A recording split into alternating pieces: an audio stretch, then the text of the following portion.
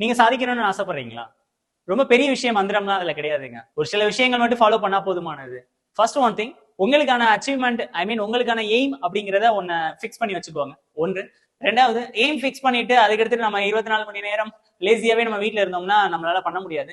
அதற்கான முயற்சியை நம்ம எடுக்கணும். முயற்சி மட்டும் கிடையாது, அது தொடர் முயற்சியா இருக்கணும். அது தொடர் முயற்சி மட்டும் கிடையாது, விரும்பி நீங்க பண்ணி ஆகணும். அதுல நிறைகள், குறைகள், அப்ஸ் அண்ட் டவுன்ஸ் இந்த மாதிரி நிறைய விஷயங்கள் சேர்ந்து வந்து உங்க வாழ்க்கையில் அடிக்கும். அந்த மாதிரி குறைகள் வர்றப்பையும் மனம் தளராம, நிறைகள் வர்றப்பையும் ரொம்ப சந்தோஷப்படாம, நம்ம எடுத்த இலக்கை மட்டும் அச்சீவ் பண்றதுக்கு விடாமுயற்சியா ஓடிக்கிட்டே இருக்கணும்.